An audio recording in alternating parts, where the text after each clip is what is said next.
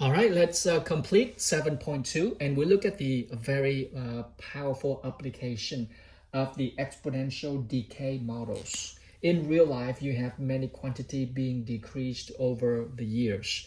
And this has the general form like this. Y equals A 1 over R to the T exponential. All right. Okay, so you can see the value inside the parentheses 1 minus r, that's b. And 1 minus r is the percentage. So you see 1 minus something, 10% or 20%, it's going to be less than 1, the value inside. So that's why it is decaying. You see it? All right, now let's look at the application. You have a snow mobile that costs you 4,200.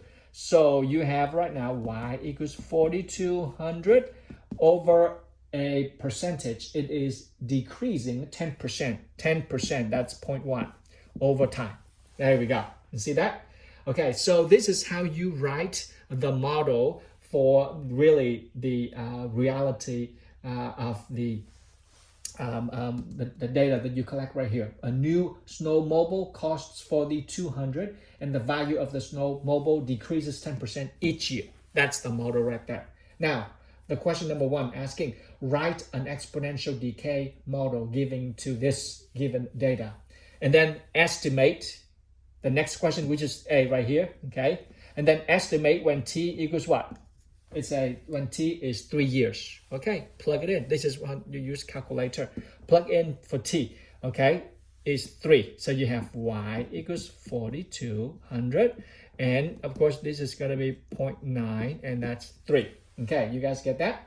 So plug into your calculator and you will have the $3,061 and what? 80 cents. There we go. So by collecting correct data and you model with this function right here, which is the decay exponential function, and then you can value with t is 3 years, you have how much that is. Now, the number, let's say when years going by, the question next one asking you is, okay, based on this model right here, let's say you graph this guy for me, okay, graph that guy for me. Put on your calculator and punch in this value and you have 0.9 all the way to x. Okay, when you grab this in your calculator, just put x right there. And then you have the function looks like that right there. Oh, not that deep, Mr. Dan. Okay, going that right there. Okay, and then they ask for you right now, oh, so when y is 2,500, when y is 2,500, what is the value for x?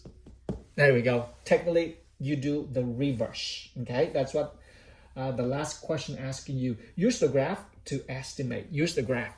Look for the graph right here where, let's say, suppose right there, that's y. Okay, and y is hit the mark of 2,500. Then what shall that value for x? Look into your calculator and you can see the value for that right there is between, let's say, 4 and 6, and therefore x is about 5 years. All right, so the answer right now is at the point when y is 2,500, x is about 5.